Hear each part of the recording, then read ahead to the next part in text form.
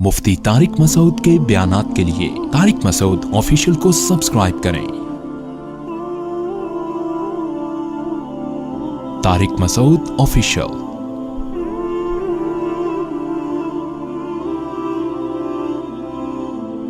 वदखल माहु सिजना फतयान, दो नौजवान जेल में थे आपके साथ। वो आए, जब उन्होंने देखा ना कि यूसुफ अलैहिस्सलाम जेल में हैं मगर जिक्र में, तिलावत में, नमाज में लगे रहते हैं, तो आपको पता है इबादत का एक अलग नूर होता है।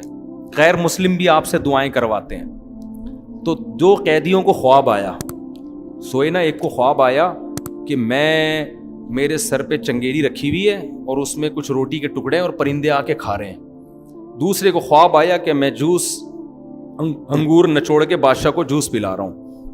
अब ख्वाब इनको आया तो ये हैरान हुए कि यार इसकी ताबीर पूछनी चाहिए।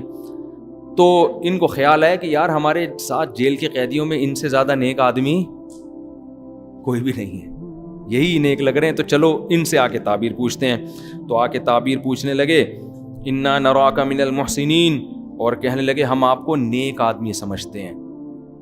अगरचे हमारा मज़हब आपका मज़हब अलग है मगर आप हमें नेक मालूम होते हैं।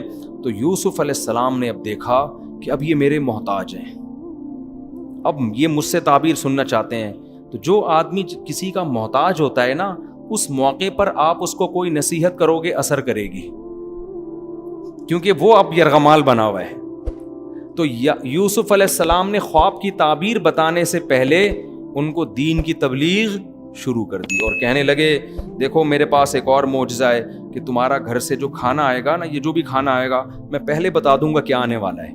ये अल्लाह ने मेरे साथ एक मामला किया है और ये जो मुझे ताबीरों का इल्म सिखाया और मैं तुम्हें पहले से बता रहा हूँ क्या आने वाला है, ये एक वजह से किया है। वो वजह क्या है कि मैं और हमारे बाप दादा बुतों की इबादत नहीं करते। इन्नी तरक्तु मिल्लत कौमिन, हम ऐसी कौम को छोड़ चुके हैं, ला युमिनून बिल्लाह, जो अल्लाह पर ईमान नहीं रखते। हालांकि इब्राहीम अलैहिस्सलाम के वालिद तो बुत परस्त थे ना, लेकिन हमने वो मिल्लत क्या कर दी है, छोड़ दी। हम तौहीद परस्त हैं, एक खुदा को मानने वाले हैं। वत्तबातु मिल्लत आबाई, और मैं अपने बाप दादा को फॉलो करता हूँ, इब्राहीम, इसहाक और याकूब को। हमारे अंदर कदर मुश्तरक ये है कि हम अल्लाह के साथ किसी को शरीक नहीं करते। फिर कहने लगे, या साहिब ये सिजनी, ऐ मेरे जेल के दोनों साथियों, अरबाबुम मुतफर्रिकून, बताओ इतने सारे मुख्तलिफ डिफरेंट किस्म के खुदा, मुतफर्रिकून का माना डिफरेंट, ये ज्यादा बेहतर है, अमिल्लाहुल वाहिद, या एक अल्लाह जो अकेला है, अल कहार, सब पर गालिब। तुम्हें क्या हो गया, इतने सारों को तुम पूज रहे हो? तो वो कैसी तबलीग, ताबीर नहीं बता रहे, ताबीर बताने से पहले पहले उनको तबलीग कर रहे हैं। इससे क्या पता चलता है कि विजनरी लोग कहीं भी हों, उनकी नजर में सबसे पहले अपना विजन होता है। हजरत यूसुफ का विजन था अल्लाह के दीन की तबलीग, तो यहां भी उन्होंने वो तबलीग का मौका हाथ से जाने नहीं दिया। आज बहुत से मोटिवेशनल स्पीकर हैं, बहुत से अच्छे भी हैं, मैं सबकी बात नहीं कर रहा, लेकिन बहुत से ऐसे भी हैं जबरदस्त मोटिवेशन, लेकिन जहां थोड़े से पैसे कम मिल रहे हो वहां मोटिवेशन गई तेल लेने। समझ रहे हैं ना? इससे पता चलता है उनका असल हदफ लोगों को गाइड करना नहीं है, असल हदफ पैसा है। तो जब आप ही का अपना असल हदफ पैसा है, आप लोगों को क्या इंसान का बच्चा बनाओगे भाई? है भाई, लोगों को क्या तबलीग करोगे? तो पहले विजन हो, फिर उसके तहत आप पैसे कमा लें, कोई मसला नहीं है, लेकिन हदफ क्या ना, पहले हदफ सामने होना चाहिए। तो यूसुफ अलैहिस्सलाम ने उनको कहा, इतने सारे खुदाओं में तुम पागल हो, इतने सारे खुदा अच्छे हैं, ये एक खुदा अच्छा है। मान ताबुदून मिन दूनिही इल्ला अस्माअ, तुम जिन बुतों की इबादत करते हो तुम्हारे बाप दादा ने खुद गढ़ ली है। देखो, अगर पहले से ही जेल में ये तबलीग शुरू कर देते ना, तो कंप्लेन हो जाती कि नहीं हो जाती? इससे हमें तबलीग का भी पता चलता है कि बेमौका तबलीग जायज नहीं। आप वैसे ही किसी हिंदू को पकड़ के बोल रहे हैं, अबे तू इतने भगवानों को पूछता है क्या है, और रख के 2 थप्पड़ लगा देगा आपको, वो कहेगा तुम तौहीन कर रहे हो, बजाय दीन के करीब आने के दूर हो जाए।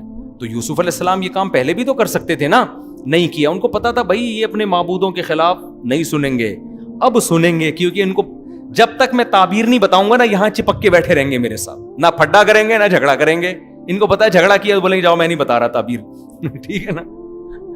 तो ان سے کہنے لگے ان ہی ما تعبدون من دونہ الا اسمان، یہ تمہارے باپ دادا نے کچھ نام گھڑ لی ہیں، ان کو فالو کر رہے ہو، ان کے خدا ہونے کی اللہ نے آسمان سے کوئی دلیل نازل نہیں کی، یہ تمہارے پنڈتوں کا بنایا ہوا فلسفہ ہے، اللہ للہ، حکم صرف اللہ کا چلے گا، اس کا حکم ہے، اس کے سوا کسی کی عبادت نہ کرو، اور یہی سیدھا دین ہے۔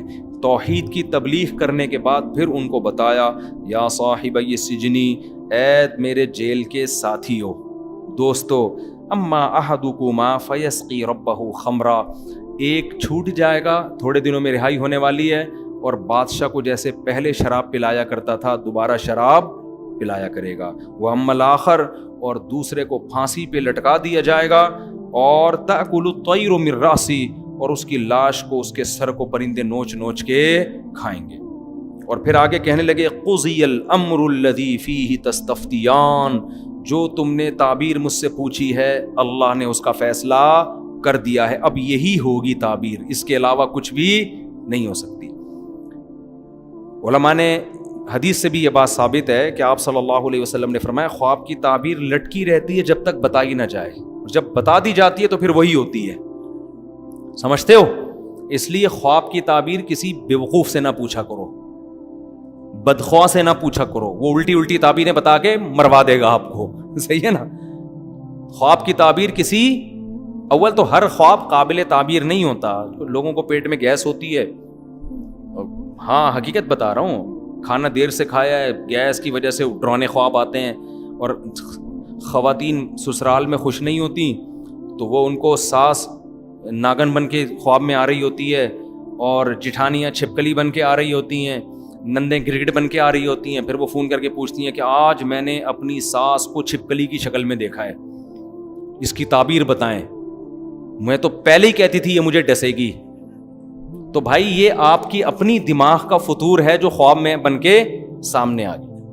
کسی خاتون کو ساس کبھی فرشتے کی شکل میں نظر آج تک نہیں آئی ہے، نہ کسی ساس کو کبھی بہو کسی حور کی شکل میں نظر آئی ہے۔ یہ رشتے اس قسم کے ہیں کہ یہ چڑیل اور چھپکلیوں ہی کی شکل میں خواب میں نمودار ہوتے ہیں، تو ان خوابوں کو لفٹ کرانے کی ضرورت بولو نہیں ہے۔ ہاں کوئی ریزن نہ ہو، کوئی وجہ نہ ہو، پھر کوئی عجیب سا خواب آ جائے اور آپ کو لگ بھی رہا ہوتا ہے، انسان کو اندازہ ہو جاتا ہے کہ یار یہ عام خواب نہیں ہے، تو پھر اس کی تعبیر کسی خیر خواہ سے پوچھیں۔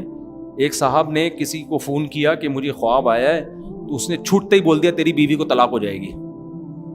مجھے اتنا غصہ آیا، میں نے کہا پاگل آدمی، اور واقعی پھر تھوڑے دنوں میں طلاق ہو گئی۔ تو الٹے لوگ مارکیٹ میں ہول سیل کے حساب سے پڑے ہوئے ہیں، تو کسی ایسے آدمی سے جو کوشش کر کے اچھی تعویل بتائے اس کی۔ خیر، تو